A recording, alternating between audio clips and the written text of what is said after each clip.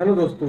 जैसे कि हम लोगों ने लास्ट इससे पहले वाले क्लास में जो मॉडर्न अलजेब्रा का जो सीरीज अभी स्टार्ट हुआ है उसका जो फर्स्ट क्लास था उसमें हम लोगों ने कुछ सेट्स के बारे में पढ़ा था, है ना। जैसे जेड एन और यू एन, ठीक है। और भी बहुत सारे ऐसे सेट्स हैं जो बहुत विविध है, क्योंकि इस सेट्स के बिना आप आगे नहीं बढ़ सकते हो मॉडर्न अलजेब्रा में, क्योंकि चाहे वो ग्रुप थ्योरी हो या भी फील्ड थ्योरी हो या जो भी चीज़ हो, ठीक है। तो आज हम लोग फिर जो है इस क्लास में जो भी सेट्स बच गए हैं उसको थोड़ा सा देखते हैं और फिर आगे ग्रुप थ्योरी को स्टार्ट करने की ट्राई करेंगे, ठीक है। यदि आज ग्रुप थ्योरी स्टार्ट होता है ठीक है, नहीं तो आज सेट तो आपका कंप्लीट हो जाएगा। ट्राई करते हैं कि आज ग्रुप थ्योरी भी हम लोग कुछ पढ़ लें, ओके। तो मतलब चलते हैं, क्लास स्टार्ट करते हैं। क्लास स्टार्ट करने से पहले पहले की तरह आप लोगों से रिक्वेस्ट है, यदि आप लोग चैनल पर नए हैं तो प्लीज़ सब्सक्राइब कीजिए, है ना। और बेल आइकन को प्रेस करना ना भूलना है, ताकि जो भी वीडियोस अपलोड हुई क्लासेस होगी आपको जो है नोटिफिकेशन उसकी सबसे पहले मिल जाएगी, ओके। और यदि अच्छा लगे तो आप दोस्तों को भी शेयर कर सकते हैं, ठीक है। ताकि क्योंकि आप लोग के लाइक और सब्सक्राइब से ही जो हम लोग का भी मोटिवेशन मिलता है। तो ओके, आप तो जैसे कि मेरे बारे में ऑलरेडी आप लोग को पता ही है, ठीक है। जैसे मैं सर माधव ठाकुर, जैसे प्रोफेसर ऑफ मैथमेटिक्स, ओके। तो let's start the class now, okay. So as we discussed in the last class, as the set regarding the set theory, okay. तो अभी भी जैसे मैंने बताया था कि कुछ सेट्स देखते हैं हम लोग क्या होते हैं। लास्ट क्लास में हम लोगों ने जो है एक जो सेट है,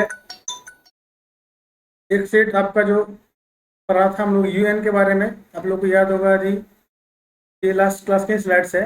एक यूएन के बारे में भी पढ़ा था, जेडन के बारे में पढ़ा था, इस टाइप से, है ना। तो अभी जो कुछ सेट है उसको देखते हैं नेक्स्ट स्लाइड में। तो अभी जो है मेन हम लोग का जो फोकस रहेगा, जैसे आज का क्लास स्टार्ट जो हो रहा है आपका, द फर्स्ट सेट आज के क्लास का है डिहाइड्रल। क्या है? Dihedral set. Dihedral set is denoted as D N. क्या है ये? D N, okay.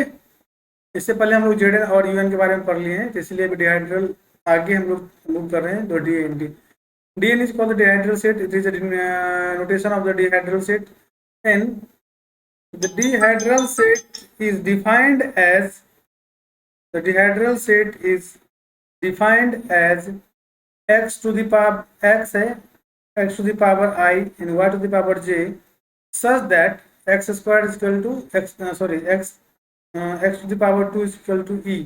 But what is e? E is called the identity element, okay. तो x का पावर जब 2 होगा तो क्या होगा? आइडेंटिटी एलिमेंट को जनरेट करेगा, okay. And the to the power n is equal to E, यानी y जो है अपने n के पावर पे e देगा, यानी आइडेंटिटी एलिमेंट देगा। And what is the relation? x y is equal to y inverse x, where the i is equal to 0 1, j is equal to 0 1 2 2 2 n -1, okay. ये जो है i का value. इसका मतलब देखो यहाँ से एक और चीज हमें मिल रहा है कि i का वैल्यू क्या है? फिक्स है, 0 1, ओके। यानी i का जो वैल्यू है वो क्या होगा?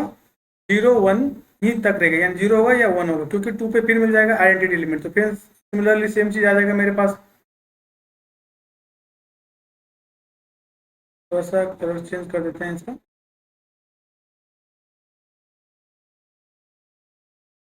तो ये डिहाइड्रल सेट है, इसमें इसका मतलब क्या हुआ कि जो आई का जो पावर है वो 0 1 ही रहेगा, और जो जे का जो वैल्यू है, जे का जो वैल्यू होगा वो 0 से लेके n-1 तक होगा। n-1 मीन्स यदि d4 है, सपोज करो d4 देते हैं, तो n जे का जो वैल्यू क्या होगा? J equal to 0 1 2 n3। 4 नहीं होगा। 4 क्यों नहीं होगा? क्योंकि n-1 है। What is n? n equal to 4, so 4 -1 कितना होता है? 3। इट इज द क्लियर नहीं है ना। चलो दूसरा हम लोग जो है थोड़ा सा डिजाइन चेंज करते हैं, कलर चेंज करते हैं पेन का, ओके। ये भी शायद क्लियर नहीं आ रहा है इतना।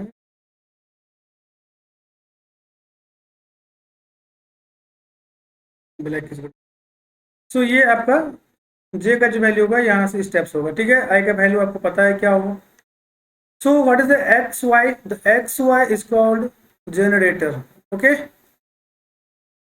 ठीक है। ये क्या होता है? एक्स वाई मिलके जब एक्स और वाई दोनों मिलता है तो जो एलिमेंट बनता है, क्योंकि उसे एक एलिमेंट का फॉर्मेशन होता है, that's why the X Y is called the generator, okay. And the reflection जिसमें एक्स वाई जो जनरेटर बना, उस जनरेटर में जो एक्स का है, एक्स क्या होता है, वो x is called the reflection. बताएंगे कि क्यों रिफ्लेक्शन पड़ता है और क्यों रोटेशन पड़ता है। Okay, and Y is called the rotation. Okay, और ये एक्स वाई के बीच में रिलेशन है, X Y is equal to Y inverse X. ये कभी कभी पूछता है what is the relation between the reflection and rotation, ठीक है, ऑफ डिहाइड्रल सीट। ओके, तो इस टाइप से आप लोग को डिहाइड्रल सीट के बारे में देखना है। क्लियर है? जहां where what is N, N belongs to natural number, so N का वैल्यू कितना होगा, 1 2 3 4 like that goes to infinity. Okay, तो अभी जो हमारा नेक्स्ट स्लाइड है, डीएन के बारे में जहां तक हम लोग बात कर रहे थे, तो देखो ये जो डीएन है अपना, ठीक है, डिहाइड्रल सेट हम क्या बताते हैं, कैसे डिनोट करते हैं, DN is equal to X to the power I Y to the power J such that X square equals to E and the y to the power n is equal to e. What is the relation? X y is equal to y inverse x, where the value of I is equal to 0 1 and value of j is equal to 0 to n minus 1. As per these conditions, if we take D4 set, okay, D4 set, the D4 set means x I same आ गया. What is the value of n? Value of n is equal to 4. तो यहाँ पे क्या हो गया, y to the power 4 equal to, यानी y जो यहाँ पे ये जो आपका रोटेशन है, रोटेशन अपने फोर्थ वैल्यू पे देके आइडेंटिटी एलिमेंट को जनरेट करेगा। बट इन द रिफ्लेक्शन क्या होता है, ऑलवेज 2 पे, ये फिक्स है कि 2 पे ये आइडेंटिटी एलिमेंट देगा। Okay, and what will the value of i, so 0 1 and j कितना होगा, 0 1 2 3 like that. Okay, so dihedral set is basically is based on the geometrical, that means the मतलब नंबर्स ऑफ साइड, ठीक है, close bonded figures जो होता है geometrical, जैसे triangle होता है, ट्रायंगल क्या होता है, क्लोज बॉन्डेड, है ना, एक क्लोज ज्योमेट्रिकल फिगर होता है, which is close by 3 line segment. Okay, 3 line यानी 3 साइड से। जैसे स्क्वायर क्या होता है, इधर ज्योमेट्रिकल फिगर, है ना, क्लोज ज्योमेट्रिकल फिगर, क्योंकि क्लोज बंद है ना, और कितने साइड से, 4 साइड से। तो ये this is represent the sides of the closed geometrical figure. So what is the angle of square, 360. Okay, so we take the theta is equal to 360. समझ में आ गया? D4 लेंगे, इसका मतलब क्या है कि हम स्क्वायर के बारे में बात करते हैं, स्क्वायरिकल फिगर के बारे में बात करें। ओके, लेकिन if we take the D3, the D3 means D3 means 3 sides किस ट्रायंगल से बनता है ना, ठीक है, मतलब 3 साइड को हम लोग इस टाइप से रोटेट करते हैं। तो फिर 3 साइड है, तो जितने आपका साइड है उस साइड से क्या करेंगे, हम लोग थीटा में डिवाइड करेंगे। तो ये थीटा को क्या करेंगे, 360 लेंगे। अब ये 360 यहाँ पे कितने साइड है, 3 साइड से, तो 3 साइड से डिवाइड करेंगे। ठीक है, तो यहाँ पे हमने 360 को 4 साइड से डिवाइड किया है, राइट। थीटा यहाँ पे जो टोटल एंगल होता है, कंप्लीट एंगल 360, तो जितने भी आपका जो यहाँ पे एन दिखाई देगा उस एन से थीटा में डिवाइड करना है। ओके, तो ये होता है डिहाइड्रल सेट। तो डिहाइड्रल सेट, अब जैसे मैं आप सपोज करिए स्क्वायर ले लिए, स्क्वायर में 360 कितने साइड है, 4 से डिवाइड किए तो कितना आ गया, 90, है ना। तो 90 आ गया, तो ये 90 हमारा क्या आ गया, बेस बन गया इस, क्योंकि यहाँ रोटेशन और रिफ्लेक्शन के बारे में आपने देखा था। तो एंटी क्लॉकवाइज हम इस स्क्वायर को रोटेट करेंगे, और हर बार जब रोटेट करेंगे तो 90 डिग्री के एंगल से रोटेट करेंगे, क्योंकि थीटा का वैल्यू कितना है यहाँ पे, 90 आ गया। तो हम फर्स्ट रोटेशन करते हैं, जिसको लिखते हैं R0, यानी कोई रोटेशन है, कोई मतलब जैसे आप ए बी सी डी है ना, तो जैसे रहेगा एडिशन सेम रहेगा, कोई दिक्कत कोई चेंज नहीं होगा, रोटेशन नहीं करेंगे। फिर हम सेकेंड रोटेशन करते हैं 90 डिग्री से, जो हमारा फर्स्ट रोटेशन होगा। ओके, जब 90 से रोटेट कराएंगे, देखो तो ये साइड जो है, ए वाला साइड यहाँ से यहाँ पे उठ के आ जाएगा, फिर ये बी यहाँ पे आ जाएगा, सी यहाँ पे आ जाएगा, और डी यहाँ पे आ जाएगा। देखो यहाँ पे क्या हुआ, ये ऐसे रोटेट कर गया, यानी ए इधर आ गया, बी इधर आ गया। फिर सेकेंड टाइम करेंगे तो 90 जीरो में, देखो जीरो था, कोई रोटेशन नहीं, 90 इसमें ऐड किए तो 90 भी हो गया रोटेशन। फिर 90 ऐड करेंगे तो कितना होगा, 180 पे रोटेशन होगा। फिर सेकेंड टाइम फिर नेक्स्ट टाइम करेंगे 90 ऐड करेंगे तो 360, सॉरी 270। अब 270 तक ही रोटेशन क्यों हुआ है, why the we take the rotation only the 270 degrees, है ना। Again if we add in 270 में if we add 90 degree then we will get 360, and 360 मतलब 0 डिग्री, है ना। ज्योमेट्री आप लोग जो है ट्रिगोमेट्री यदि पढ़ा होगा आप लोग, तो ट्रिगोमेट्री में ऑलरेडी क्लियर होता है कि थीटा का जो कंप्लीट एंगल होता है 360, on 360 equal to 0 degree, right. इसीलिए यहाँ पे नेक्स्ट रोटेशन नहीं हुआ। तो हम ये देख रहे हैं कि जो 1 2 3 4 यानी हमारे पास रोटेशन का D4 में क्या क्या मिलेगा, एक R0 एलिमेंट मिलेगा, एक R90 मिल रहा है, एक R180 मिल रहा है और एक R270 मिल रहा है। जब रोटेशन हुआ तो ऑब्वियसली रिफ्लेक्शन भी होगा, है ना। तो जो ये रिफ्लेक्शन हमारा होगा, इस तरफ से हमारा रिफ्लेक्शन भी होगा, क्लियर। तो हमारा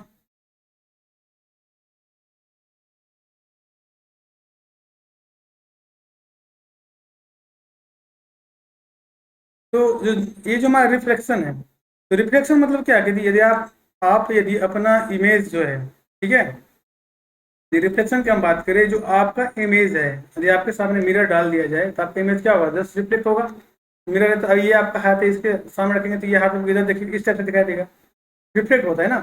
तो इसका मतलब क्या है कि जैसे आप फर्स्ट फिगर में आप देख रहे हो कि हम यदि डायगोनल बाय रिफ्लेक्ट करते हैं, किस टाइप से, डायगोनल। जो डायगोनल है, डायगोनल पे क्या कि ये यदि हमारा स्क्वायर है तो इसको हम ऐसे तिरछा कर दिए, मिरर रख दिए, तो मिरर रख के क्या होगा, ये पार्ट आपका जो दिस पार्ट और दिस पार्ट है वो तो फिक्स रहेगा।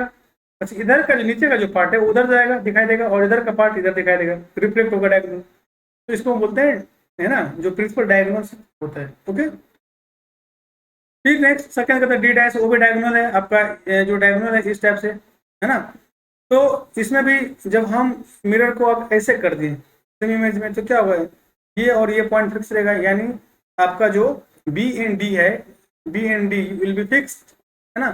चेंज क्या होगा, ए और सी का, यानी ये जो नीचे में ए था वो सी ऊपर हो जाएगा और सी जो ऊपर था वो नीचे ए हो जाएगा। समझ में आ रहा है फिगर। सिमिलरली यदि जब हम स्क्वायर को इस टाइप से करें, हॉरिजॉन्टली करते हैं, तो ऊपर वाला पार्ट नीचे दिखाई देगा और नीचे का पार्ट ऊपर दिखाई देगा, जो आपको यहाँ पे दिख रहा होगा थर्ड नंबर में एच। फिर जो आपका वर्टिकली है, वर्टिकली करे तो इस टाइप का फिगर बनता है। समझ में आ गया आप लोग। इसमें कोई दिक्कत हो तो कमेंट सेक्शन में आप लोग पूछ सकते हैं, कोई दिक्कत नहीं, राइट।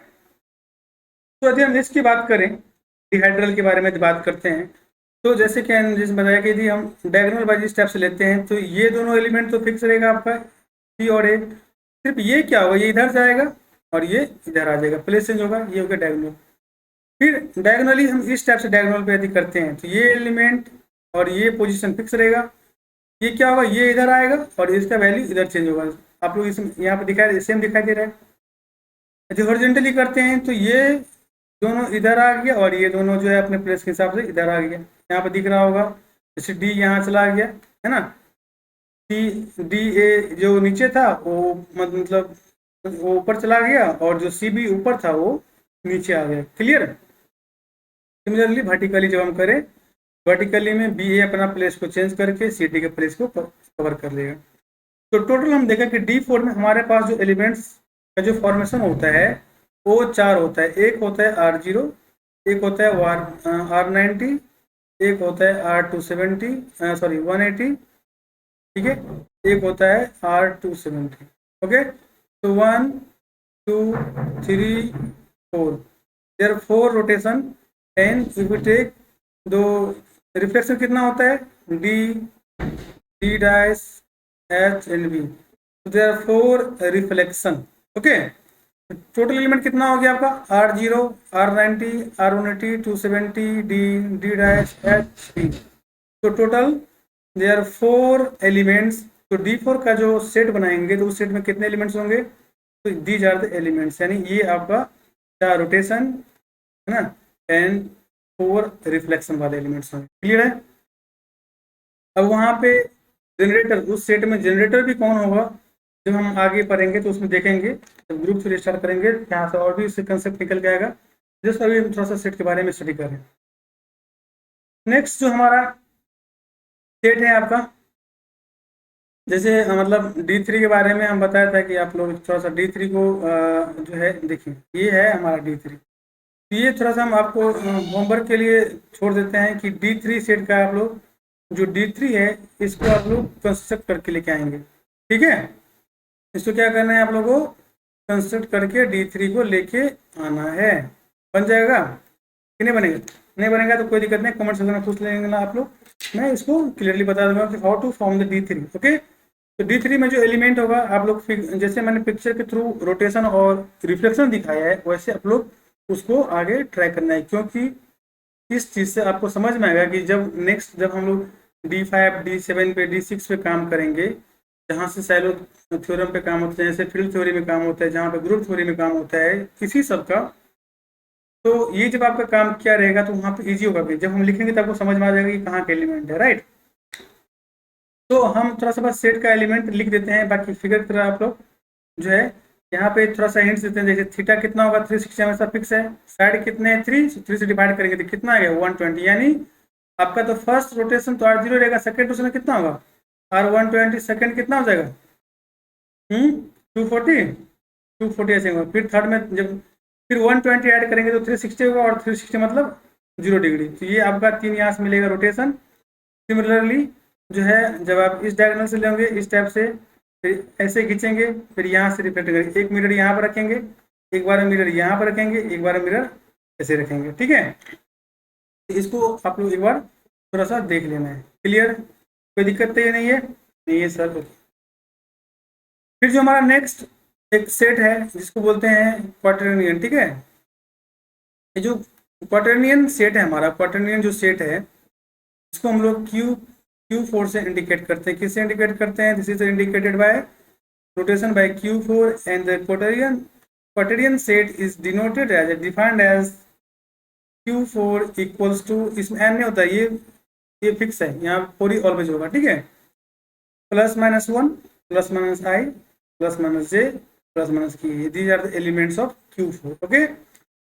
and यहाँ पर रिलेशन क्या होता है, such that I² = J² = K² -1, और रिलेशन IJ = -JK = KJ, है ना। जैसे जब हम यहाँ पे IJK लिखते हैं, ठीक है, ये IJK है, जब ये IJ को लेंगे तो यहाँ पे एक हम IJ लेते हैं तो -JK इस टाइप से एक रोटेशन बनता है, यानी इसमें रिलेशन है IJ = K, है ना। लेकिन ये दोनों -JI है, ठीक है, इसको याद रखना है आप लोग, ठीक है। यानी इसका मतलब है कि IJ इधर से गया और इधर से एंटी क्लॉकवाइज आ गया, तो एंटी क्लॉकवाइज जब ये गया था आपका एंटी क्लॉकवाइज में, ठीक है, पॉजिटिव, और जब इधर से आएगा तो क्लॉकवाइज में निगेटिव वैल्यू का आता है, जब दोनों का रिलेशन K, फिर JK = -KJ = I, KI = -IK = J, ये दी जाता है रिलेशन, को याद रखना है, बाद में इस रिलेशन का भी काम आएगा आपको। और ये पार्ट बहुत ही वीवीआई है, I² = J² = K² = -1, क्योंकि यहाँ पर नंबर ऑफ मतलब वहाँ पे ये इसलिए बोल रहे हैं, जो अभी मैंने जितने चीज़ बोले आपको वो सब याद रखना है, खुद से करके देखना भी है, क्योंकि जब हम ग्रुप थ्योरी में एंटर करेंगे तो कहीं आपको फिर वहाँ पे order of the elements find करना पड़ेगा, और ऑर्डर ऑफ द एलिमेंट्स क्या होते हैं वहाँ पे देखेंगे, इसलिए इस सारे चीज़ों को काम आएगा वहाँ पे। क्लियर है? ये सर क्लियर है ना? ओके। ये आपका Q4 होता है, यानी Q4 में कितने एलिमेंट्स हो गए, तो वो 2 एलिमेंट्स यहाँ से प्लस माइनस में, 2 यहाँ से 2 2 2 +2 +2 +2 कितना होगा टोटल 8 एलिमेंट्स, नहीं, -1 1 I -I J -J K -K, these are the elements of the Q4 set, okay. कोई दिक्कत नहीं है ना। फिर एक सेट हमने देखा था कि जनरल लीनियर का, ठीक है। जनरल लीनियर क्या होता है, देखो जनरल लीनियर जो सेट होता है तो this is denoted as GLNF, general linear set, this is denoted as GLNF, और GL ब्रैकेट में NF ऐसे भी इंडिकेट करते हैं। अब यहाँ पे क्वेश्चन है कि F क्या हो, F इज द फील्ड, है ना, जैसे field of real numbers, field of complex number, है ना, जो आपने भी नंबर सिस्टम जैसे रियल नंबर कॉम्प्लेक्स नंबर के बारे में जो बात किया था हम लोग, है ना, रैशनल नंबर्स के बारे में, जो वो सब क्या है, these are the numbers field है, ओके। तो ये क्या होगा, आपका फील्ड होगा। अब क्या है यहाँ पे आपका फील्ड थ्योरी है, ओके, फील्ड है, मतलब थ्योरी अभी बात नहीं करें, थ्योरी के बारे में बात मत करेंगे, जस्ट आप इतना समझ लो कि where the F is the field, और फील्ड क्या होगा, वो नंबर्स का फील्ड होगा, और नंबर्स का field means what is the meaning of number of field. तो यहाँ पे there are 2 kinds of field, एक होता है फाइनाइट फील्ड, एक होता है infinite field. Finite field means the numbers of element will be finite, then the field is said to be finite field. If the numbers of elements of the field are infinite, then the field is said to be infinite. जैसे हम बात करें, हम अपने एक Z five के बारे में बताया था, जेड फाइव में कितना एलिमेंट होता है, 0 1 2 3 4, मतलब 1 2 3 4, ये फाइनाइट है, काउंट कर सकते हैं, फाइनाइट है, तो ये यहाँ आपका फाइनाइट फील्ड है। लेकिन हम बोलेंगे कि what is real numbers, set of real numbers, real numbers infinite numbers हैं, है ना, तो set of real number is infinite, set of rational number is infinite, set of complex number is infinite, वो सब क्या इनफाइनाइट फील्ड से, right. एक हो गया फाइनाइट, एक हो गया इनफाइनाइट फील्ड। तो फाइनाइट फील्ड को जनरली हम लोग एफ क्यू से इंडिकेट करते हैं, ओके, एफ क्यू, और इनफाइनाइट जैसे आर हो गया, सी हो गया, क्यू, दीज आर द ये इनफाइनाइट फील्ड, क्लियर।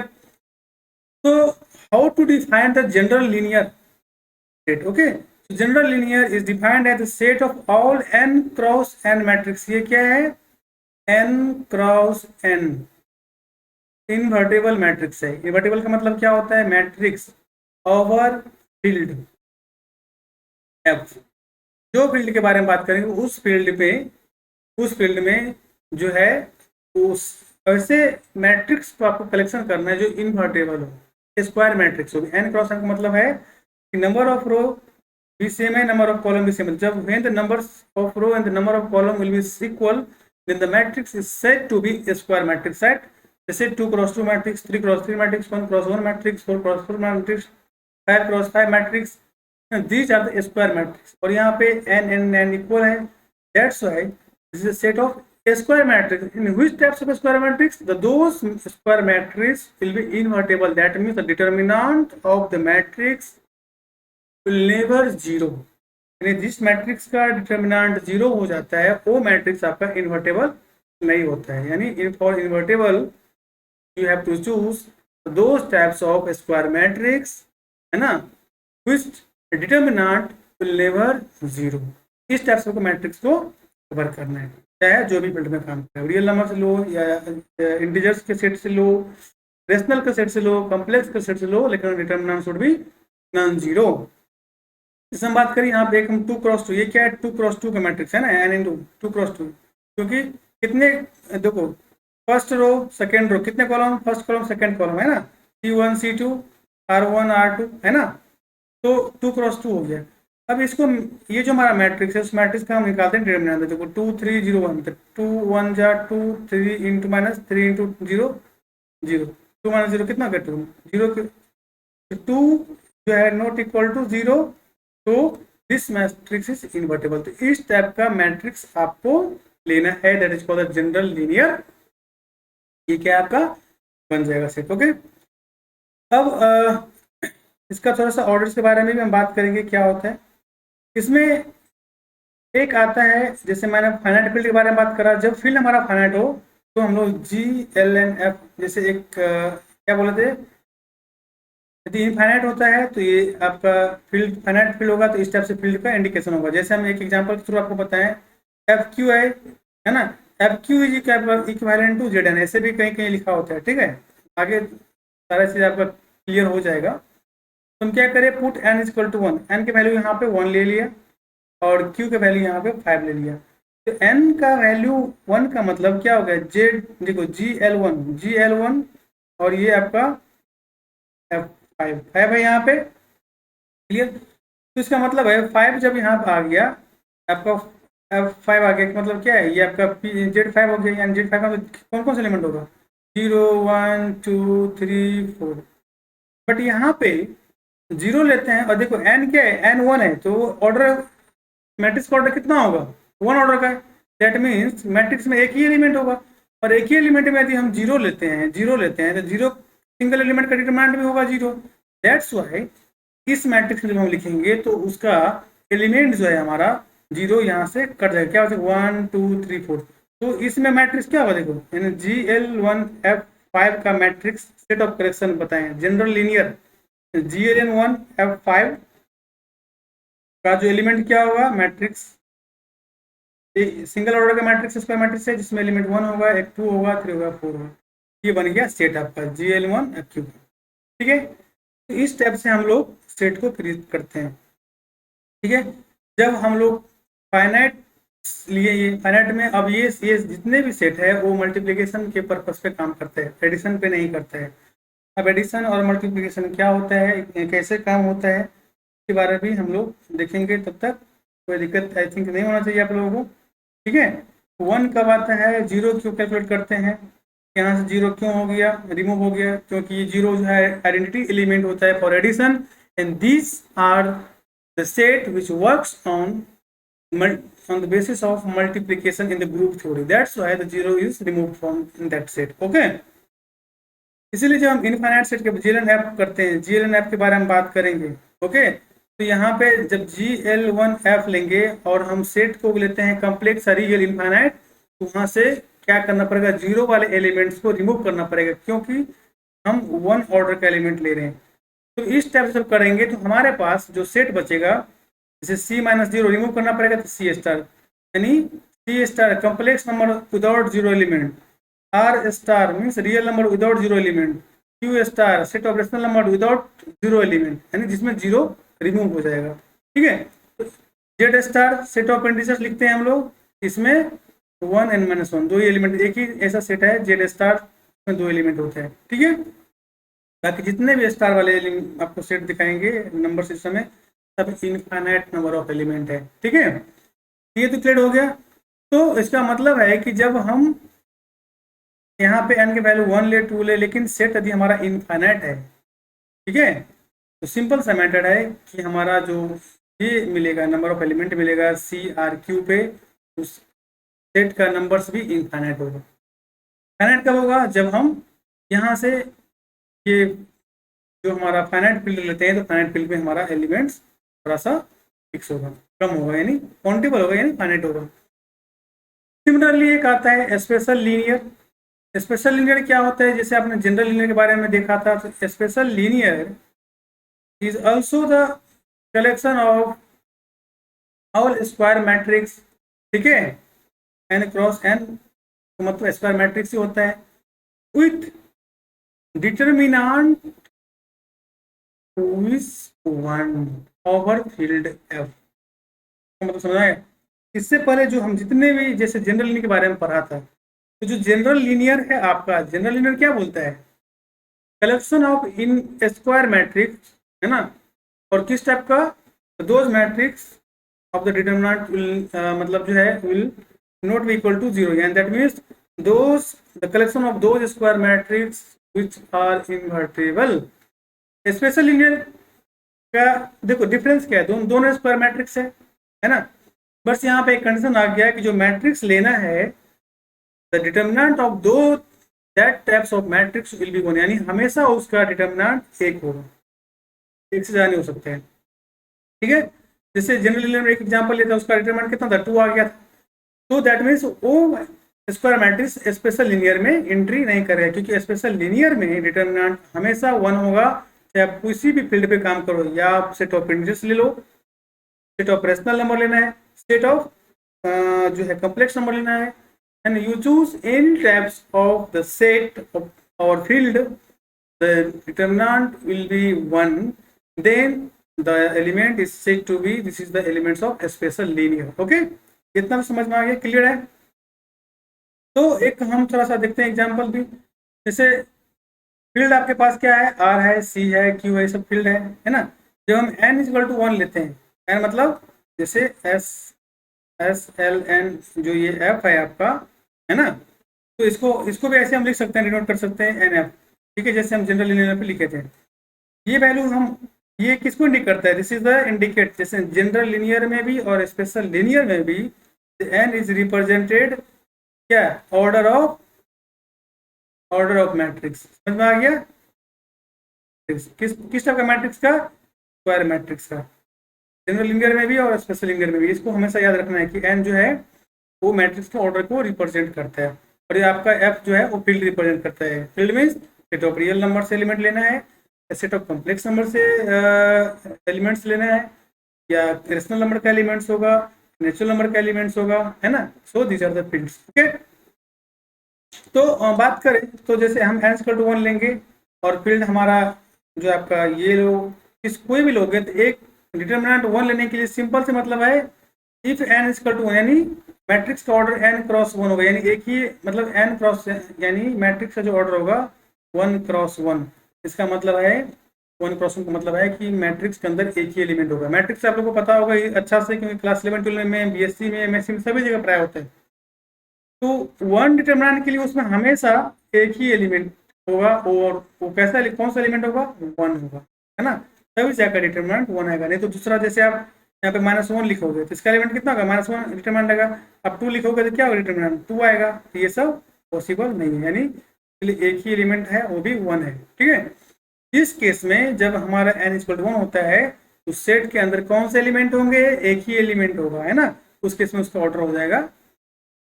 थोड़ा सा हम जनरल लीनियर और स्पेशल लीनियर के कुछ ऑर्डर्स के बारे में बात कर लेते हैं। How to find the order of, order means उस सेट के अंदर कितने एलिमेंट्स हैं, that is called the order of set. Okay, तो जनरल लीनियर का जो हम बात करें, जनरल लीनियर में कितने एलिमेंट होंगे, कब जो है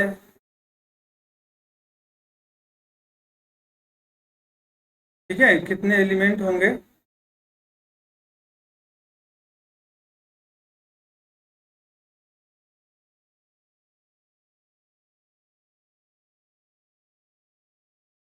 तो जनरल लीनियर में यदि आप जो है इफ एफ इज इनफाइनाइट, ठीक है, यदि जब हम फील्ड को इनफाइनाइट लेते हैं, ये हमारा एफ यदि इनफाइनाइट है, इनफाइनाइट का मतलब आपको समझ में आ गया अभी तक, है ना।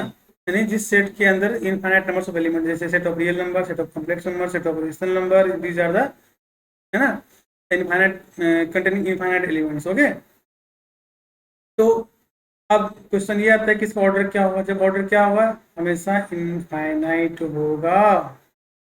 क्या होगा कि नहीं होगा, होगा कि नहीं, यस सर होगा।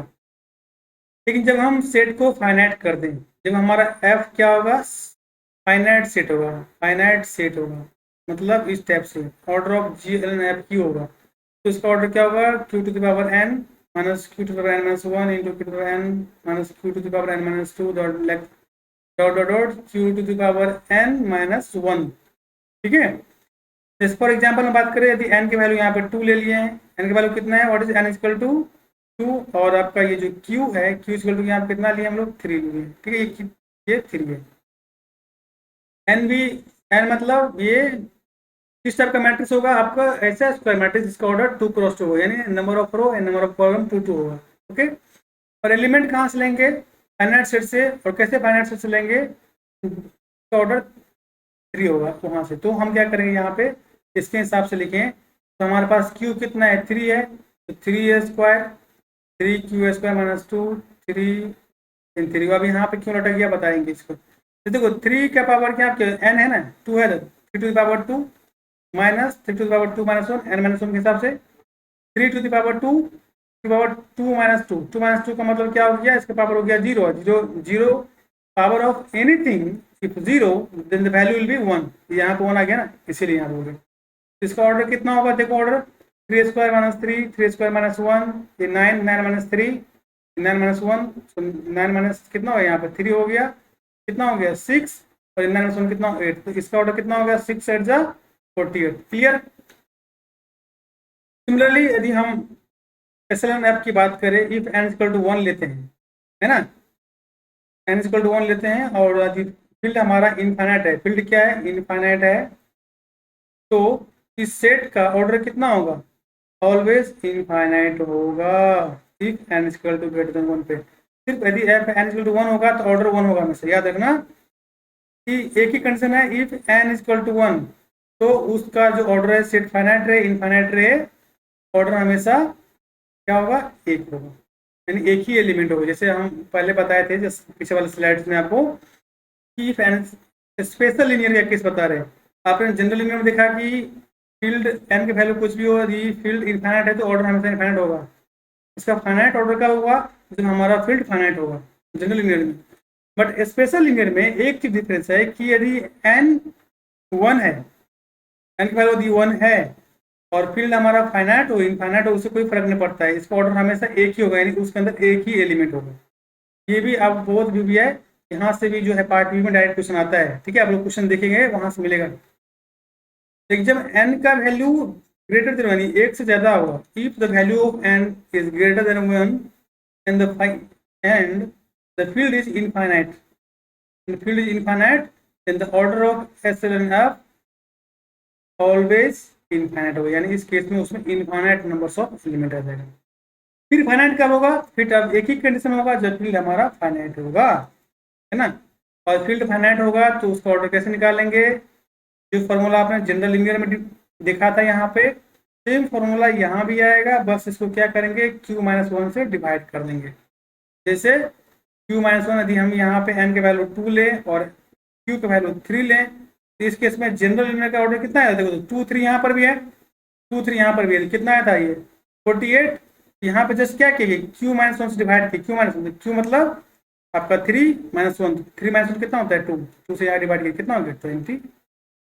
तो देखो हम आपको ये बताने की कोशिश करिए, ये जो आप स्लाइड देख रहे हो, ये अभी जो हम लोग पढ़ रहे हैं ये ना बहुत ही विविध है, क्योंकि जनरल लिनियर और स्पेशल लिनियर है ना, जो होता है जो जनरल लिनियर और स्पेशल लिनियर से डायरेक्ट पार्ट बी में क्वेश्चन आता है ना 3 मार्क्स का।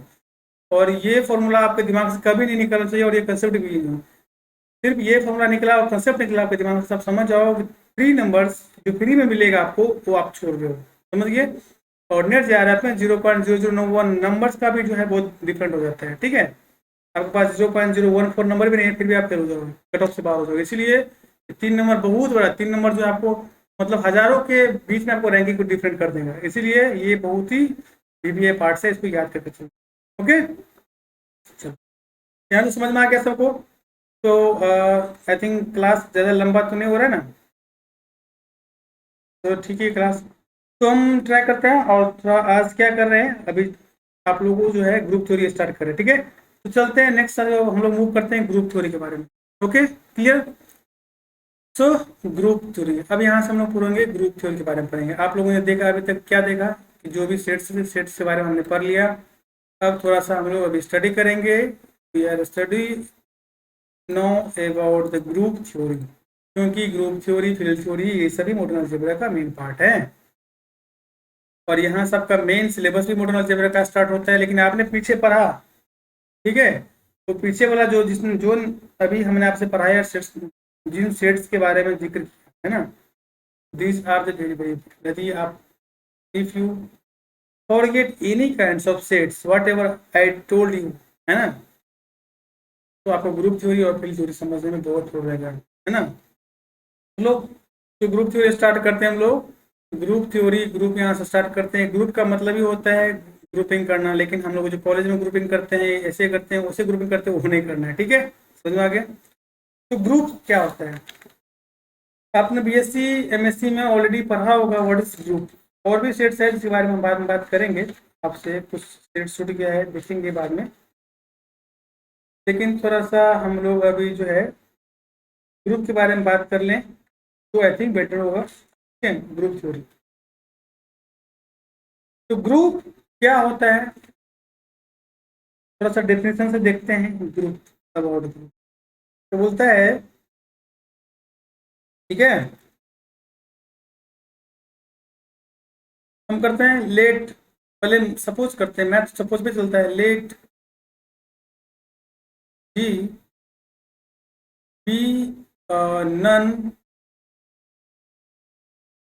Empty set. क्या है ये एम्प्टी सेट? देखो सेट इसलिए पढ़ा था ना क्योंकि सब सेट पे ही है, सेट नहीं आता तो कुछ भी नहीं आएगा। सेट एंड ओ, यहाँ पे हम ओ लिख दिए, ओ क्या है, इज एनी ऑपरेशंस, कैसा ऑपरेशंस, मैथमेटिकल ऑपरेशन जो हम आपको पढ़ाए थे, है ना, प्लस मल्टीप्लिकेशन, दीज आर सब क्या ऑपरेशन, ठीक है, दैट इज, है ना, इस तरह लिखें, ई ओ इज देन, यहाँ पे लिख दो then, U is a group if अब यहाँ पर लग गया कंडीशन, जी कोई नॉन एम्प्टी सेट है, यानी इसमें एलिमेंट्स होगा। क्लियर, इतना तो क्लियर है, नॉन एम्प्टी का मतलब उसमें एलिमेंट्स होगा, सेट्स में एलिमेंट होगा। और वो क्या है, ऑपरेशन। ऑपरेशन मीन्स जो मैथमेटिकल अर्थमेटिक ऑपरेशन होता है, जैसे प्लस मल्टीप्लिकेशन दी जाती है, क्या है माइनस, और ये मतलब हो गया आपका डिवाइड। ठीक है, तो उस चारों में से कोई एक ऑपरेशन होगा, तब जी ओ है ना, यानी non empty set with operation O is a group. Group होगा इफ, कब, तो बोलता है कि कुछ कंडीशन है, इस कंडीशन को भी फॉलो करते हैं। फर्स्ट कंडीशन क्या बोलता है, if the closure property satisfy करना चाहिए। कितने प्रॉपर्टीज बोलता है, क्लोजर, जो क्लोजर प्रॉपर्टी है उसको सेटिस्फाई करेगा, क्लोजर प्रॉपर्टी। ठीक है, दूसरा क्या है, दूसरा प्रॉपर्टी बोलता है यदि एसोसिएटिविटी जो है, एसोसिएटिव हो, यानी एसोसिएटिव लॉ को फॉलो करो। क्या होते हैं बताएंगे एसोसिएटिव लॉ। थर्ड जो बोलता है कि आइडेंटिटी एलिमेंट उसके पास होना चाहिए, आइडेंटिटी एलिमेंट। ठीक है, आइडेंटिटी। फोर्थ जो है तो बोलते हैं इनवर्स, इनवर्स। ठीक है, करके देखते हैं। देखो, क्लोजर, क्लोजर के नाम से ही लग रहा है कि क्लोजर मतलब क्लोज वाले कुछ फील आ रहा है ना, आ रहा है कि ना। तो क्लोजर प्रॉपर्टी कोई भी ग्रुप कब फुलफिल करता है, जैसे आप बीएससी में ऑलरेडी पढ़े होंगे, तो बोला है कि for all A belongs to G. A क्या है, A is the element of G, जो ए में जी क्या है, सेट है, तो सेट के अंदर कोई एलिमेंट होगा तो एक एलिमेंट हम ले लिए ए, यानी बोल रहा है कि जो भी एलिमेंट हो, हर एलिमेंट से, इसका मतलब होता है फॉर ऑल। ये क्या है आपका, इसको फॉर ऑल यानी फॉर ऑल ए का मतलब लग गया जो भी एलिमेंट, सब के लिए, सिर्फ एक के लिए नहीं, हर एलिमेंट के लिए। For all A belongs to G and for all B belongs to G. दो एलिमेंट ले लिए, है ना, दो कोई एलिमेंट ले लिए, इसलिए फॉर ऑल लिखा हुआ है। For all A belongs to G, for all B belongs to G, such that a operation b belongs to, यानी मान चलो यदि ऑपरेशन प्लस है तो दोनों को ऐड करेंगे, ए प्लस बी ऐड करेंगे तो वो भी जी का ही एलिमेंट होना चाहिए, जी के बाहर का नहीं। ठीक है, जब जी के अंदर का ही एलिमेंट होगा तो जी जो है क्लोजर लॉ को, क्लोजर प्रॉपर्टी को सेटिस्फाई करेगा। फर्स्ट कंडीशन फुलफिल करने के लिए समझ में आ गया। सेकंड क्या बोल रहा है कि एसोसिएटिव, एसोसिएटिव जो होता है, एसोसिएटिव के लिए बोल रहा है कि हमें जैसे क्लोजर में दो एलिमेंट्स के बारे में बात करें, एसोसिएटिव बोलता है कि if we take three elements, है ना, जैसे ए ऑपरेशन इस टाइप से, बी ऑपरेशन से, थ्री एलिमेंट ले लिए, क्या क्या, ए बी सी, जैसे यहाँ पे लिया था ए बी लिया था, दो एलिमेंट्स, यहाँ पे हम थ्री एलिमेंट्स लिए A B C, equal to बोलता है ये दोनों A operation B operation C. जब इस टाइप को रूल को, यानी तीन एलिमेंट हम इस टाइप से ऑपरेशन कराएं और फिर ऐसे लिए, ऐसे ऑपरेट करवाएं, तो यदि दोनों कंडीशन में इसका वैल्यू सेम होता है ना, जहाँ पे आपका ए बी सी क्या है, ए बी सी कहाँ का एलिमेंट है, जी का, जब ये फुलफिल करेगा तो हम बोलेंगे कि जी जो है एसोसिएटिव लॉ को भी फुलफिल करता है, सेटिस्फाई करता है। ओके, नेक्स्ट होता है आइडेंटिटी। आइडेंटिटी का मतलब आइडेंटिटी एलिमेंट ऑफ सेट। ये क्या होता है, आइडेंटिटी एलिमेंट ऑफ सेट होता है, यानी आइडेंटिटी जो होता है पूरे सेट में एक ही एलिमेंट होगा, 10 एलिमेंट में होगा। ठीक है, इसलिए बोला जाता है identity of the set, identity है ना, एलिमेंट ऑफ द ग्रुप ऐसे बोला जाता है। Identity, identity element of group या आइडेंटिटी एलिमेंट ऑफ सेट बोलता है, क्योंकि किसी एक सेट का, किसी एक ग्रुप का एक ही आइडेंटिटी एलिमेंट होगा। ठीक है, 10 आइडेंटिटी एलिमेंट नहीं होता है। तो बोलता है कि आइडेंटिटी एलिमेंट का मतलब क्या है, आइडेंटिटी का मतलब होता है कि यदि हम किसी एलिमेंट्स के साथ ऑपरेट करवाए तो सेम एलिमेंट मिले, एलिमेंट चेंज नहीं होना है। जैसे हम एग्जाम्पल बात करें, सपोज करो हम एक लिखते हैं कि for all A belongs to G, एक एलिमेंट ए है जो जी में बिलोंग्स करता है ना, सच दैट, एक एलिमेंट ऐसा एग्जिस्ट करे, है ना, सच दैट देयर एग्जिस्ट, इसको मतलब देयर एग्जिस्ट, यानी एक एलिमेंट ऐसा एग्जिस्ट करेगा, exist element E belongs to G, जो जी में ही एक ऐसा एलिमेंट होगा जो एग्जिस्ट करेगा, है ना, देन जब हम ऑपरेट करें ए ऑपरेट ई इक्वल टू ए मिले या ई ऑपरेट ए, ठीक है। यानी देखो, हम एक ऐसा एलिमेंट ई मिला जिसको हम ऑपरेट करवाए, ऑपरेट मतलब यहाँ तो प्लस मल्टीप्लाई जो हो सकता है, फिर भी ए ही मिला ना, या ई के साथ ऑपरेट करे, उल्टा करे, इधर से करे या इधर से करे, फिर भी ए ही मिलेगा, देन वो आइडेंटिटी एलिमेंट को एग्जिस्ट करता है। देन क्या होगा, A E is called identity element. क्या होगा, आइडेंटिटी एलिमेंट। समझ में आ गया। तो जिसके पास आइडेंटिटी एलिमेंट होना चाहिए, क्लोजर लॉ को प्रूव करेगा, एसोसिएटिव लॉ को सेटिस्फाई करेगा। अब इन्वर्स क्या होता है, इन्वर्स का मतलब होता है, इन्वर्स जो है हर एलिमेंट का डिफरेंट होता है। समझ में आ रहा है। आइडेंटिटी हर सेट में एक ही होगा, है ना।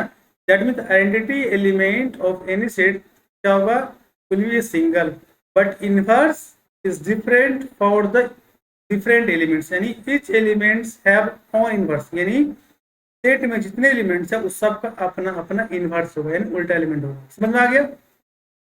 इन्वर्स का मतलब हम बात करें तो बोलता है कि इन्वर्स क्या होता है, इन्वर्स किसके होता है, फॉर, है ना, फॉर ईच एलिमेंट के लिए होता है, इसे याद रखना, फॉर ईच एलिमेंट।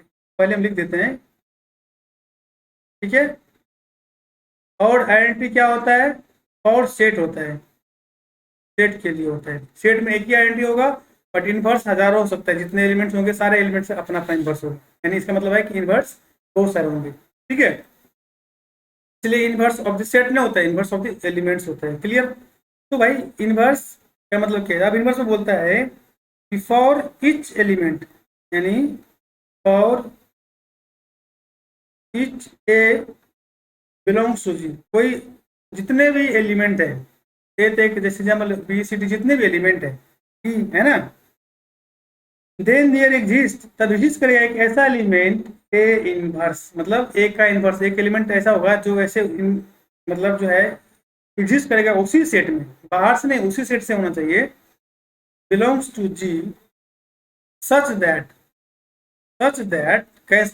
क्या होगा तब, ए ऑपरेट ए इनवर्स, ठीक है, या ए इनवर्स ऑपरेट ए, क्या मिले, आइडेंटिटी एलिमेंट मिले। समझ में आ गया आप लोगों को।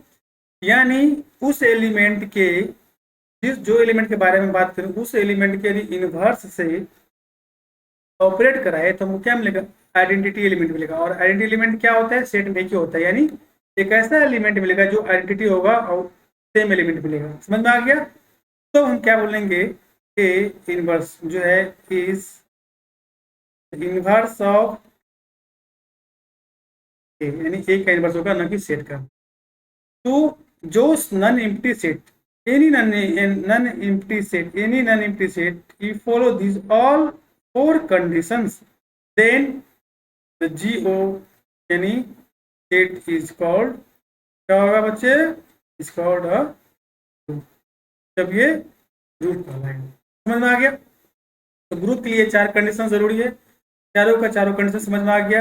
ये चारों कंडीशन समझिए, क्योंकि आइडेंटिटी और इनवर्स जो है खास करके बहुत भी है, क्योंकि फील्ड थ्योरी में हर चीज उसी पर डिपेंड होता है, इवेंट ग्रुप थ्योरी और फील्ड थ्योरी दोनों इसी पर डिपेंड होता है। ओके, तो थोड़ा कुछ एक एग्जांपल के थ्रू देख लेते हैं हम लोग, ठीक है।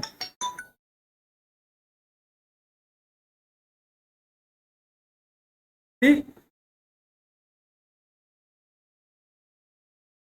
समझ में आ गया।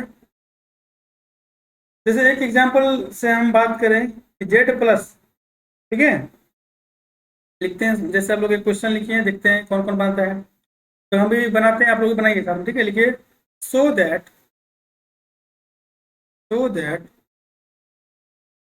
जेड प्लस, जेड क्या है आपका, सेट ऑफ इंटीजर पता है ना, बताए थे, जेड प्लस, यहाँ पे ऑपरेशन क्या हो गया, प्लस, ठीक है, इज ग्रुप, ठीक है। अब प्रूव करना है so that Z plus is a group, या कभी क्वेश्चन ऐसे भी लिखा सकता है, लिखाता है, ठीक है।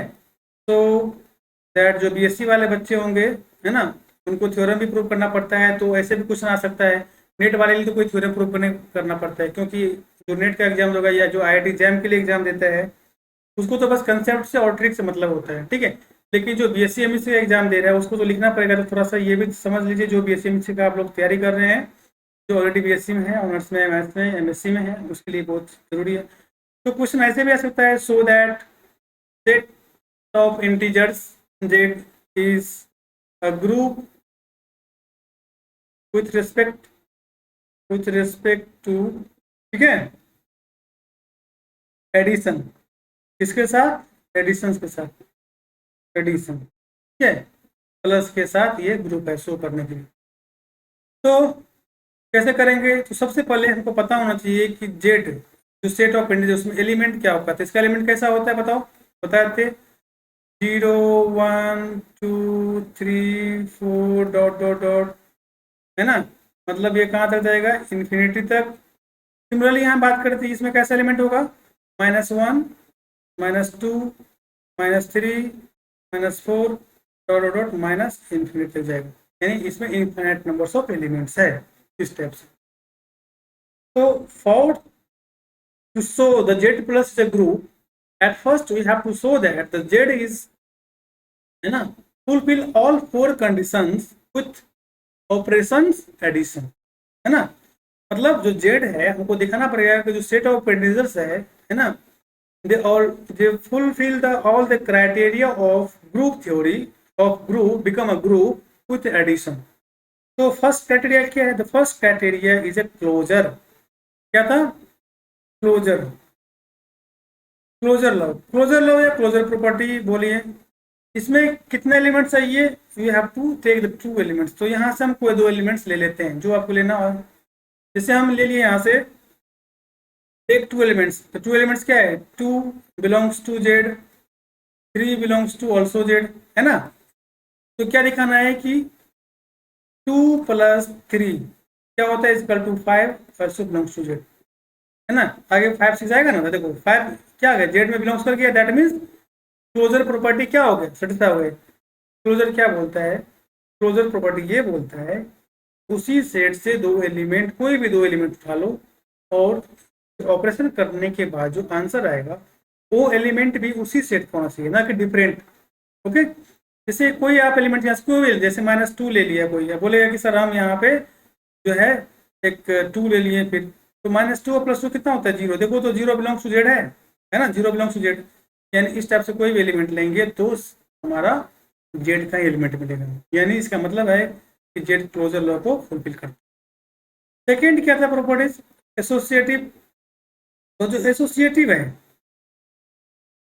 एसोसिएटिव में कोई यानी 3 एलिमेंट्स आप ले लो, क्या क्या लेना है, कोई भी 2 एलिमेंट, जैसे हम यहाँ पे ले लिए कि 2 3 4 एक element, 3 element, these are belongs to Z, है ना, तो क्या दिखाना है कि 2 + 3 + 4 कितना हो गया, देखिए कितना होगा, 2 प्लस कितना होगा, 3 + 4 कितना होता है 7, कितना हो गया 9, फिर क्या दिखाना था 2 + 3, ऐसे दिखाना था ना, एक बार ये दोनों का अलग से, फिर इसका एक अलग से, फिर कितना होगा 2 + 3 5 प्लस ये 4 9, क्योंकि दोनों सेम हो गया, इसको हम लिख सकते हैं कि 2 + 3 + 4 = क्या, 2 + 3 + 4, यानी जो रूल क्या था एसोसिएट का, A + B + C = A + B = C, यही था ना, इसका मतलब क्या है, ये जो है आपका एसोसिएटिव लॉ को भी फुलफिल करता है, क्लोजर किया, एसोसिएटिव किया।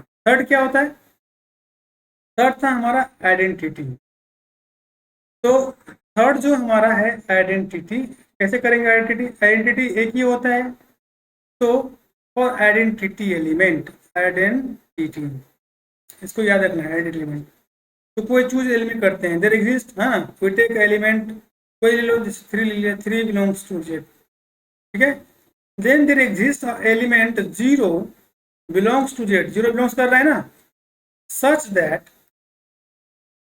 3 + 0 = 3, या इसको लिखें 0 + 3 = 3, दोनों केस में 3 आएगा, इसका मतलब क्या हो गया कि 0 इज आइडेंटिटी एलिमेंट, समझ में आ गया। अब यहाँ से एक और सीख मिला कि फॉर एडिशन, फॉर एडिशन, ठीक है, फॉर एडिशन आइडेंटिटी एलिमेंट, जो आइडेंटिटी एलिमेंट होते हैं ऑलवेज जीरो होते हैं, हमेशा याद रखना है। कोई भी सेट को दिया ग्रुप, ग्रुप के साथ फुलफिल कर, मतलब ग्रुप थ्योरी में आप बता रहे हो कि ये ग्रुप है कि नहीं है, यदि ग्रुप है प्लस के साथ तो उसमें आइडेंटिटी एलिमेंट एक ही मिलेगा, वो भी क्या मिलेगा, जीरो। समझ में आ गया? यानी for identity, sorry for addition identity element क्या होगा, जीरो ऑलवेज होगा। याद रखना यहाँ से ये भी कंसेप्ट, ये भी पार्ट बी में आपसे पूछ सकता है। क्लियर? फिर नेक्स्ट जो प्रॉपर्टीज है, क्या नेक्स्ट प्रॉपर्टीज भाई साहब, what is the next properties? Next properties हमारा जो है क्या है बताओ, नेक्स्ट लॉ क्या था प्रॉपर्टी हमारा, फोर्थ नंबर, इनवर्स, ठीक है, इनवर्स ऑफ द एलिमेंट ऐसे लिखाता है, ऑफ द एलिमेंट, ठीक है ना, क्योंकि इनवर्स हर एलिमेंट का पहले बताया था कि अलग अलग होता है। तो जैसे सेट में से हम कोई एक एलिमेंट ले लिए, two, two belongs to Z, कर रहा है कि नहीं कर रहा है बताओ, then there exist minus two, एक एलिमेंट बिलोंग्स कर रहा है जेड में, कर रहा है, such that two plus minus two क्या आ गया, देखो जीरो आ गया, या माइनस टू प्लस टू कितना हो गया, जीरो। तो जीरो क्या था, आइडेंटिटी एलिमेंट। तो इनवर्स क्या बोल रहा था कि ए, आपका जो इनवर्स था क्या बोल रहा था, A belongs to G, then there exist A inverse belongs to G such that A operate A inverse equal to identity, है ना। तो यहाँ पे क्या मिल गया, या A inverse operation A equal to identity. देखो आइडेंटिटी मिला कि नहीं मिला, आइडेंटिटी था ना, इससे पहले हमने प्रूव किया आइडेंटिटी एलिमेंट कितना है, जीरो। तो आपका इसका मतलब क्या हो गया, इसका मतलब क्या होगा कि minus two is inverse, inverse of, यानी टू का इनवर्स कितना है, माइनस टू। वाइस वर्सा भी बोल सकते हैं, two is inverse of minus two, vice versa, यानी जो ए का इनवर्स है, इफ ए इज इनवर्स, है ना, inverse of B, then B is also inverse of A. ये याद रखेगा, ये याद रखना आप लोगों को, ठीक है, एक दूसरे का इनवर्स होता है। क्लियर? तो इससे एक और चीज आपको मतलब जो है कंसेप्ट मिला, यहाँ से कंसेप्ट क्या मिला कि in the case of addition, in the case of addition in a group, ठीक है, inverse of any element will be negative itself। समझ में आ गया? यानी अपने का खुद का निगेटिव हो जाएगा, यानी उसी में बोलेगा कि फाइव का जो है इनवर्स एलिमेंट क्या है, तो फाइव का इनवर्स कितना होगा, plus minus five minus five कितना हो गया, जीरो। तो फाइव का इनवर्स माइनस फाइव, और माइनस फाइव का इनवर्स फाइव। समझ में आ गया? इस टाइप से हम लोग इनवर्स, यानी इसका मतलब क्या हो गया कि आपने जो सेट को कंसिडर किया, कौन सा सेट, है ना, जो सेट हमने जेड प्लस लिया था ये प्रूव करने के लिए, ये हमारा first condition closure, second condition associative, third condition identity, fourth condition क्या था, इनवर्स। चारों कंडीशन को फुल कर दिया है ना, फुलफिल किया, ठीक है। That's Y Z plus is एक ग्रुप है किसके साथ, विथ रिस्पेक्ट टू एडिशन। तो ये एडिशन के साथ ये हमारा क्या है, ग्रुप है। फिर ये मल्टीप्लिकेशन के लिए साथ है कि नहीं है, वो आपको भी चेक करना है। तो आपके लिए एक होमवर्क है, होमवर्क क्या है कि आपको चेक करना है, check Z minus is a group, ठीक है, Z multiplication is a group, ठीक है। ये दोनों आपके लिए होमवर्क है, देखते हैं कौन कौन बना के आते हो, ठीक है। ये आपके लिए क्या है, होमवर्क है, उस पर आप लोग बनाएंगे, उम्मीद करते हैं बनाएंगे, कोई दिक्कत नहीं ना। फिर अभी थोड़ी देर पहले हमने एक सेट के बारे में स्टडी किया था, याद होगा आप लोगों को? ठीक है।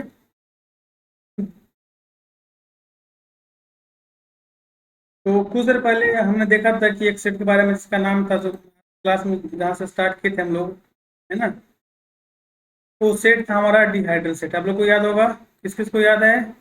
प्लीज रेंज योर हैंड, अपने हाथों को उठाओ और बताओ किसे किसे पता है डिहाइड्रल सेट के बारे में हमने देखा था। तो हम अभी थोड़ा सा देखते हैं कि जो डिहाइड्रल सेट हमने पढ़ा, क्या डिहाइड्रल सेट इज आल्सो ग्रुप, है ना? तो नेक्स्ट हमारा जो क्वेश्चन है, सेट के बारे में हम बात करते हैं। देखिए आप लोग भी ट्राई कीजिए, सो दैट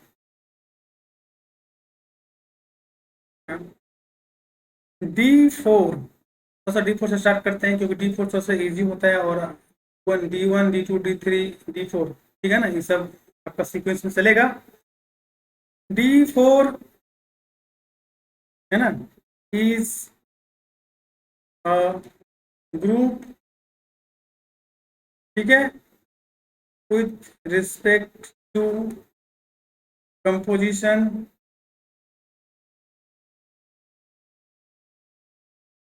देखो इस कुछ ऐसे सेट हैं जहाँ पे कंपोजिशन वर्ड यूज किए जाते हैं, ठीक है। अब कंपोजिशन वर्ड का मतलब है कि यहाँ पे रिफ्लेक्शन और रोटेशन का सिस्टम आता है, तो क्या इसके साथ हम देखेंगे, ठीक है। इसलिए यहाँ पे कंपोजिशन टर्म को यूज किया गया। तो यहाँ पे हम प्लस या माइनस जल्दी यूज नहीं कर सकते हैं, क्योंकि यहाँ पे तो ना तो ये मतलब नंबर है कि ऐड करेंगे वो करेंगे, या वहाँ पे हमको रिफ्लेक्शन और रोटेशन को दिखाना पड़ता है। इसलिए हम देखिए जो भी कंपोजिशन यहाँ पे पेड़ हो या मल्टीप्लिकेशन हो या प्लस हो या जो भी हो, तो विथ कंपोजिशन जो है D4 इज अ ग्रुप है कि नहीं, ठीक है। तो सबसे पहले D4 का जो एलिमेंट था आप लोगों को पता है, लिखिए D4 का एलिमेंट क्या क्या था, आपके देखे होंगे। एक था R0 रोटेशन, R90 से रोटेट करवाए थे, फिर R270 से रोटेट करवाए थे, फिर क्या किए थे हम लोग, आर सॉरी ये 180, बार बार 180 है, ठीक है, और 270 से रोटेट करवाए थे। फिर क्या था हमारे पास, डी जो डायगोनल से प्रिंसिपल डायगोनल, फिर जो है ये डायगोनल से था, डी डैश से, फिर हॉरिजॉन्टल था, और फिर वर्टिकल। टोटल 4 एलिमेंट है। क्या ये चार, यहाँ पर टोटल 8 एलिमेंट है, ये चारों एलिमेंट जो D4 सेट का है, क्या these elements fulfill the criteria of group with composition, है ना, it is a question. If these are fulfill the criteria of the group theory, group definitions of group, then D4 will be a group. यदि नहीं करता है तो group नहीं होगा। देखते हैं, तो जो फर्स्ट हमारा क्लोजर क्या था, क्लोजर क्लोजर में क्या था, for all A belongs to G, for all B belongs to G, such that A B belongs to, है ना। तो यहाँ से कोई एलिमेंट हम ले लेते हैं, कोई एलिमेंट ले लो, जैसे एक ले लिए कि ये R90, ठीक है, और दूसरा एलिमेंट क्या ले लिए, आप लोग बताओ, नहीं बताओ तो फिर हम बता देंगे। दूसरा एलिमेंट क्या ले लिए, नहीं बताओगे ना, चलो भाई नहीं बताओ, हम खुद ले लेते हैं, R270 ले लेते हैं, ठीक है। तो R90 और 270 को जब ऑपरेट कराएंगे हम लोग, तो क्या मिलेगा, तो 270 प्लस 9 कितना, 360, ये क्या मिलेगा, R0 मिलेगा। R0 किसका एलिमेंट है, D4 का। क्या मतलब, क्लोजर लॉ क्या हो गया, प्रूफ हो गया, हुआ कि नहीं हुआ। सिमिलरली यदि हम बात करें कि डी लें और डी डैश लेते हैं, तो डी डी लिए तो देखो, जैसे डी लेंगे तो ऐसे लेंगे तो ये इधर जाएगा, और फिर इसी को हम डी डैश कर देंगे इस टाइप से, तो ये इधर आ गया, सेम कंडीशन में आ गया। तो क्या होगा, डी ऑपरेट डी डैश क्या होगा, फिर हमको सिंपल मिल जाएगा, ये आपका डी के फॉर्म में आ जाएगा, यानी R0 के फॉर्म में। तो ये भी इसी का एलिमेंट है, डी का D4 का एलिमेंट है। इस टाइप से हम लोग देखते हैं कि जो क्लोजर प्रॉपर्टी है, जो ऑलवेज जो है क्या होता है, प्रूफ होता है। आप इसके लिए, जैसे यदि यहाँ पे आपको समझ में आ रहा है तो थोड़ा सा आपको फिगर बना बना के, जैसे मैंने फिगर समझाया था, फिगर बना बना के आप ड्रॉ करके देख सकते हैं। या कंपोजिशन बना के भी देख सकते हैं, कंपोजिशन बना के, ठीक है। सेकेंड होता है एसोसिएटिव, ठीक है। एसोसिएटिविटी जो है, एसोसिएटिव जो भी है देख लेना, एसोसिएटिव लॉ। यहाँ पर कोई 3 एलिमेंट लेंगे, associative law A dot B dot C operation ले लेते हैं। यहाँ पर जैसा तो क्या होगा, ये ए डॉट बी मतलब कंपोजिशन डॉट सी, ये भी फुलफिल करता है, ठीक है। ये हम आपको फिगर बना के नहीं दिखा सकते हैं, ये फुलफिल करता है, ठीक है, क्योंकि फिर और लंबा क्लास हो जाएगा। आप लोग खुद से ट्राई करना, दिक्कत होगा तो फिर हमसे पूछना, कोई दिक्कत नहीं है, ठीक है। उसके लिए सेपरेट बना देंगे वीडियो, ठीक है। डिहाइड्रल का जितने भी कंपोजिशन बनता है वो सब हम सेपरेट वीडियो बना देंगे। यदि कंपोजिशन पर जाए तो डिहाइड्रल सेट का कंपोजिशन से D4 का जाए तो उसको बनाने में हमको आधा घंटे का कम से कम टाइम लगेगा वीडियो, ठीक है। लेंदी हो जाएगा आपका, एट मतलब हाफ एन आवर का जो वीडियो है लेंदी हो जाएगा। इसलिए आप लोग खुद से ट्राई करना है ताकि सीखना भी है। तो ये एसोसिएटिव लॉ को भी फुलफिल करता है। सेकेंड जो होता है आइडेंटिटी, ठीक है। इसका आइडेंटिटी एलिमेंट R0 होता है। R0 is the identity element, ठीक है, इज द आइडेंटिटी एलिमेंट, क्योंकि R0 के साथ R0 मतलब कोई रोटेशन होगा ही नहीं। जब कोई रोटेशन भी नहीं होगा तो किसी के साथ मतलब आप मान चलो उसको R90 के साथ ही R0 लिख दिया तो R90 है, लेकिन R90 में फिर से कोई रोटेशन हुआ नहीं, क्योंकि R0 सेम हो गया तो ये R90 ही मिलेगा। या हम ये जो है रिफ्लेक्शन डाल दिए, इसका रिफ्लेक्शन को R0 कर दिया, ये रिफ्लेक्शन तो था D, बट उसके साथ जो है कुछ ऑपरेशन नहीं हुआ, R0 मतलब सेम एटीज है तो D ही मिलेगा हमको। इसका मतलब है कि ये आइडेंटिटी एलिमेंट को भी प्रूव करता है। इसका मतलब है आपको याद रखना है कि the identity element of D4 is R0। याद रहेगा आप लोगों को, R0 क्या है, ये आइडेंटिटी एलिमेंट है। सेकेंड होता है इनवर्स ऑफ द एलिमेंट, ठीक है। इनवर्स, अब क्या होगा देखो, R0 है तो R0 में कोई जब ऑपरेशन नहीं होता है तो R0 सेल्फ इनवर्स, यानी R0 का जो इनवर्स होगा, इसका इनवर्स यानी हम लिखिए इनवर्स ऑफ R0 क्या होता है, सेल्फ होता है, R0 होता है। फिर R90 का इनवर्स जो होता है 90 + 270 360, R270 हो गया। फिर R180 का इनवर्स R180 सेम होता है, क्योंकि 180 + 180 कितना होता है 360, ठीक है। और ये इसका इनवर्स, ये इसका इनवर्स समझ आएगा, बताया था ना। फिर हम डी के बात करें तो डी का इनवर्स कितना होगा, डी जो है अपने आप में खुद इनवर्स है। फिर डी डैश जो है सेल्फ इनवर्स है डी डैश का, ठीक है। और या मतलब ये क्या बोलते हैं, फिर एच जो है खुद का इनवर्स एच है, क्योंकि एच में फिर एच करेंगे तो सेम चीज मिल जाएगा, है ना। फिर भी का इनवर्स है, तो ये आपको याद रखना, ये होता है सेल्फ इनवर्स। तो इस टाइप से हम देखते हैं कि जो D4 है, D4 विद कंपोजिशन क्या है, समझ में आ गया। सिमिलरली हम थोड़ा सा एक और सेट देखते हैं, फिर ग्रुप 3 के यहीं पे विराम देंगे। उसके बाद नेक्स्ट क्लास में देखेंगे कि और भी वहाँ पे कुछ पढ़ना है, बहुत सारी चीज़ें, कुछ ऐसे सेट्स आएंगे, दो मतलब एक दो जो ग्रुप आएंगे जो आगे हम लोग कैरी फॉरवर्ड करके ले जाएंगे, क्योंकि वहाँ से क्वेश्चंस आते हैं। तो थोड़ा सा अभी का एक और सेट देख लेते हैं। तो जो हमारा अभी का जो नेक्स्ट सेट है जो है वो क्या है, सेट ऑफ इंटीजर्स के बारे में आपने जो देखा था, क्या देखा था, जेड के बारे में याद है, हमने शुरू में बताया था modulo set, set of modulo, है ना। जो मॉड्यूलो पढ़ाया था, मॉड्यूलेशन जो पढ़ाया था याद होगा। तो Z N is a group with respect to, क्या बोल सकते हैं उसको, प्लस एडिशन, ठीक है। क्या एडिशन के रिस्पेक्ट में, है ना, Z N plus is a group, ठीक है। तो क्वेश्चन नंबर, अब जेड एन प्लस को प्रूव करने के लिए तो फिर एन इन्फाइनाइट क्या लें, ठीक है, तो वो जगह लेंगे। तो उसको डिफाइन करने के लिए हम क्या करते हैं कि एन का कुछ वैल्यू मिलते हैं। तो एन का, क्योंकि जेड एन प्लस में हम बात करें तो यहाँ पे एलिमेंट एग्जिस्ट करेगा। एलिमेंट कैसे एग्जिस्ट करेगा, जैसे हम बात करें, सपोज करो फर्स्ट प्रॉपर्टी के लिए जो क्लोजर प्रॉपर्टी है, for all A belongs to Z N, ठीक है, for all B belongs to Z N, तो क्या होगा, दिस सिंप्लाई ए प्लस, है ना, B belongs to Z N. जब मॉड्यूलेशन ऑफ एडिशन, है ना, मॉड्यूलेशन वाला जो पहला वीडियो देखिएगा, मॉड्यूलेशन ऑफ एडिशन में था ना ये चीज, सेम है। इसका मतलब एक क्लोजर को क्या करेगा, सेटिस्फाई करेगा। सेकेंड जो है A plus B plus C equals to, ये क्या होगा, ये भी बिलोंग्स करेगा किस में, जेड एन में, है ना।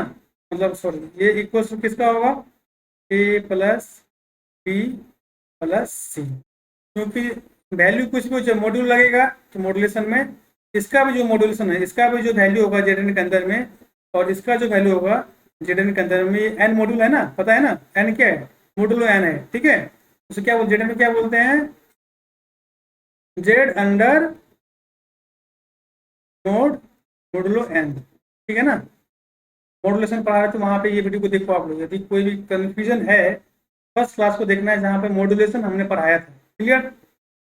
तो इसको भी फुलफिल करता है। थर्ड जो होता है हमारा आइडेंटिटी, आइडेंटिटी एलिमेंट, ये इंटीजर्स का ही पार्ट है, तो इसलिए उसका आइडेंटिटी एलिमेंट क्या होगा, जीरो होगा। और जेडएन में, जेडएन का सेट जो होता है उसमें जीरो होता ही है, ठीक है, जीरो से ही स्टार्ट होता है, क्योंकि रिमाइंडर का सेट है, Z is set of reminder, और रिमाइंडर क्या होगा, जीरो, तो आएगा, इसका मतलब है जीरो बिलोंग्स करता है। और फॉर एडिशन आइडेंटिटी एलिमेंट कितना होता है, जीरो होता है, that's why identity element exist करेगा। फोर्थ कंडीशन इनवर्स, इनवर्स, ठीक है। तो इसके लिए इनवर्स भी इफ फॉर ऑल, है ना, if A belongs to Z N then there exist element A inverse belongs to Z N such that A inverse belong equal to क्या, या आइडेंटिटी, ठीक है। ये भी करता है, इसका मतलब क्या है कि जेड एन प्लस इज, ठीक है। तो ये तो आपका हो गया ग्रुप के बारे में।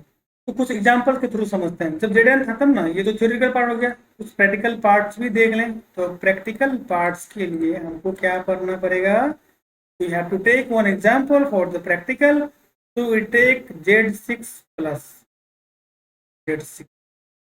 So what is the element of z6, z6 का एलिमेंट क्या क्या होगा, 0 1 2 3 4 5, यही था ना, जेडन सेट लिखे थे ना, देख लो जिसको दिक्कत है सेट में आप लोग देख लो फर्स्ट क्लास, किसका एलिमेंट है। अब बोल रहा है कि ये जो एलिमेंट्स है विथ रिस्पेक्ट टू एडिशन के साथ ग्रुप बनाएगा, तो ग्रुप बनाएगा तो मतलब चार प्रॉपर्टीज को फुलफिल करेगा। फर्स्ट क्लोजर, तो वी टेक टू एलिमेंट्स, हम 1 एंड 2, ये दोनों क्या है, बिलोंग्स टू z6 है, क्या 1 प्लस 2 कितना होता है 3, 3 बिलोंग्स टू क्या है, z6 है, ऑफकोर्स है क्लोजर प्रॉपर्टी। फिर कोई बोलेगा सर अब तो छोटा एलिमेंट ले लिया लेकिन हम 4 और 5 लेते हैं, देखो 4 प्लस 5 इक्वल टू 9, अब तो बोलोगे कि सर 9 तो जेड का, z6 में बिलोंग्स ही नहीं कर रहा है, भाई सच में 9 तो z6 में बिलोंग्स नहीं करता है, तो कैसे, मतलब आप तो बोलते कि हर एलिमेंट्स के लिए होगा, बट ये दो एलिमेंट्स के लिए तो फेल हो गया नहीं। यहीं पे समझने की बात है, यहाँ पे क्या है आपका मोडुलो, क्या है बच्चे, 6 है ना। तो मोडुलो ये जो 6 है, तो इसका मतलब क्या हो गया बताओ, जब मोडुलो 6 हो गया आपका, तो हम लोग बोल सकता है इसको कि 6 से 9 में करते हैं डिवाइड, तो 6 1 जा 6, रिमाइंडर आ गया 3। तो z6 क्या है, सेट ऑफ रिमाइंडर, तो 3 देखो बिलोंग्स करता है, यानी इसका मतलब क्या होगा, 4 plus 5 equal to 9 equals to 3 over mod 6, है ना। आज तक कभी देखे थे कि 9 इक्वल टू 3 होता है, नहीं होता है ना, लेकिन मॉडुलो की दुनिया में सब पॉसिबल है, ठीक है। देखो मॉडुलो की दुनिया में 9 का वैल्यू 3 के बराबर हो गया ओवर 6, किस मॉडुलो में, 6 मॉडुलो में। फिर मॉडुलो 5 लेंगे 2 लेंगे, उसमें ये डिफरेंट वैल्यू होगा, लेकिन मॉडुलो 6 के ऊपर में 9 का वैल्यू 3 के बराबर हो गया, समझ आ गया। इसका मतलब वो क्लोजर प्रॉपर्टी को एग्जिस्ट करता है। सिमिलरली हम सेकेंड प्रॉपर्टीज करें तो 3 एलिमेंट कोई भी चूज कर लो भाई, कौन सा करना है, एक 0 ले लिए, एक 3 ले लिए, एक 5 ले लिए, कोई भी आप ले सकते हो। तो 0 इधर कर दिए, 3 प्लस 5 कितना हो गया, 0 प्लस 8 कितना हो गया 8, 8 के वैल्यू कितना होता है मोडुलो 6 में, है ना।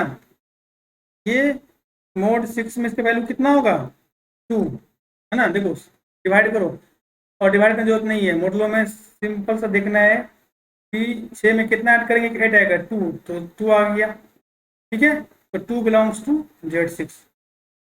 तो ये तो हो गया बराबर। फिर देखते हैं कि 0 + 3 + 5 ये कितना होगा, 0 + 3 3 + 5 कितना 8 हो गया, और 8 का वैल्यू कितना होगा 2, कब व्हेन मोड 6 आएगा, यानी मतलब एसोसिएटिव को भी वो फुलफिल कर दिया, राइट।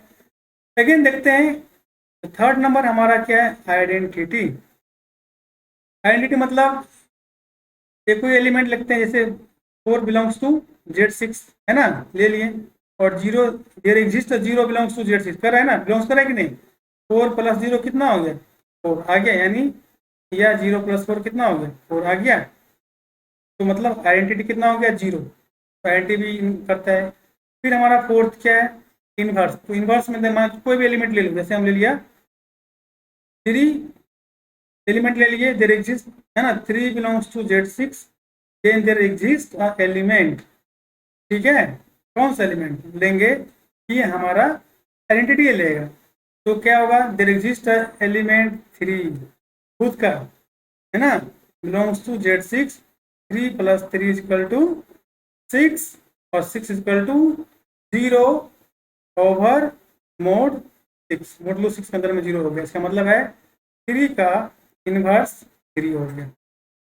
लेकिन दूसरा एलिमेंट ले, जैसे हम 2 लेते हैं, 2 belongs to Z6, then there exist element 4 belongs to Z6, देखो तो क्या हो गया 2 + 4 कितना हो गया 6, तो 6 = 0 मोड 6, है ना, यानी ये इनवर्स को भी फुलफिल करता है। इसका मतलब क्या है कि Z6, है ना, प्लस के रिस्पेक्ट में वो ग्रुप है, ओके। तो इस टाइप से जो है आप लोग खुद से भी ट्राई कीजिए, Z5 लीजिए, Z6 लीजिए, है ना, तो ये टाइप से हम लोग चेक कर सकते हैं। समझ में आ गया। इसमें और भी बताएंगे, एक जो बहुत ही बीबी है आपका जो सेट है ना, जिस सेट का नाम है सिमेट्रिक। सिमेट्रिक सेट ऐसा सेट है जहां से क्वेश्चन बहुत आता है, ठीक है। मॉडर्न अलजेब्रा में हर एग्जाम में आता ही आता है, जितना बार एग्जाम होता है वहां से कम, क्योंकि silo theorem totally depends on the this set, okay. जब हम साइलो पढ़ेंगे, फिर सिमेट्रिक ग्रुप पढ़ेंगे, सिमेट्रिक जब पढ़ेंगे तो वहां पर ये चीज आएगा, सिमेट्रिक जब थ्योरम पढ़ेंगे हम लोग, तो ये भी इसके बाद ये सब पढ़ाएंगे। बहुत वीडियो क्लास देखो, जिसने भी हम इसीलिए बताया था फर्स्ट क्लास में, बोला था आप लोगों को कि हम मॉडर्न अलजेब्रा से स्टार्ट करते हैं, क्योंकि मॉडर्न अलजेब्रा एक ऐसा सब्जेक्ट है जो हमें एक step by step easy way से लेके जो है हायर लेवल तक लेके जाता है, और ये चीज़ धीरे धीरे आपको समझ में भी, आपको भी समझ में आएगा। तो जितने भी क्लास है, क्लास बंक नहीं करना है। वीडियो लंबा होगा भी तो कितना आदमी होता है कि अरे यार इतना लंबा वीडियो क्या देखेगा, तो फिर भाई कंसेप्ट आप नहीं सीखो, क्योंकि कोई भी टीचर, है ना, किस लाइन में कौन सा वर्ड बोल दे, कौन सा कंसेप्ट बोल दे, वो टीचर को भी पता नहीं होता है। समझाने वक्त बहुत सारी चीज़ होता है जो टीचर सडनली बोल देते हैं, इसलिए स्किप नहीं करना है। और जब आप लोग को तैयारी करना है IIT, आप तो IIT जैम का तैयारी कर रहे हो, BSc में हो, MSc में हो, या CSA या नेट JAR की तैयारी कर रहे हो, सब के लिए वीडियो फायदेमंद है, ठीक है। तो नेक्स्ट क्लास में फिर मिलते हैं हम लोग बहुत ही वीडियो टॉपिक्स के साथ, तब तक के लिए, ठीक है। आप लोग अच्छे से रहिए, और जाने से पहले चैनल को सब्सक्राइब नहीं किए हैं तो प्लीज़ आप लोग सब्सक्राइब कीजिए, और बेल आइकन को भी प्रेस कर दीजिए, ताकि आने वाले सारे वीडियो आप लोग को मिलती जाएंगी, ठीक है। और लाइक भी करना है, और मैक्सिमम शेयर कीजिए, ताकि ये क्लास का जो नॉलेज है, क्योंकि देखो आजकल आप दिल्ली में जाओ, कहीं भी जाओ ना, कोचिंग सबका फीस जो है ना, मतलब 80,000, किसी का 90,000, 1 लाख 1.5 लाख फीस है, ठीक है मैथ्स। लेकिन जब आपको ये फ्री में मिल रहा है, आप एक बार क्लास को वीडियो को देखो, आप जो है एक सब्जेक्ट खत्म होने दो, आप खुद रियलाइज होगा कि आप कितना क्वेश्चन कर रहे हो, है ना। आपको ये वीडियो से प्रॉफिट है कि नहीं है, या आपको क्लास करना चाहिए। यदि आप हमारी बात माने तो आपको क्लास करने की कोई जरूरत नहीं है। जो आप वीडियो हम जो अपलोड कर रहे हैं, जो क्लासेस, उसको आप देखिए। हम टेस्ट भी देंगे, क्वेश्चन भी देंगे आप लोगों को फ्री ऑफ कॉस्ट, ठीक है। ऑनलाइन टेस्ट भी करवाएंगे, और हैंड रिटन मटेरियल जो हमने खुद बनाया है, हम अपने लिए जो बनाया था जब मैंने स्टडी कर रहा था, हमने कैसे क्रैक किया एग्जाम, ठीक है, क्या हमारे नोट्स थे, वो भी जब देंगे आप लोग को मिल जाएगा, वो भी मिल जाएगा, वो भी प्रोवाइड करवाएंगे। लेकिन इसके लिए आप लोग थोड़ी मेहनत, थोड़ा पेशेंस करना पड़ेगा, रखना पड़ेगा, ठीक है। तो आपको कब मिलेगा, जब आप लोग हमारे सब्सक्राइबर मिलेंगे तभी हम भी मोटिवेट होंगे ना। इसीलिए आप लोग मैक्सिमम वीडियो को शेयर कीजिए अपने दोस्तों के साथ, उन लोगों को नॉलेज मिले, ठीक है। ओके, इसी सब के साथ जो है आज की क्लास यही खत्म करते हैं। तब तक के लिए जय हिंद।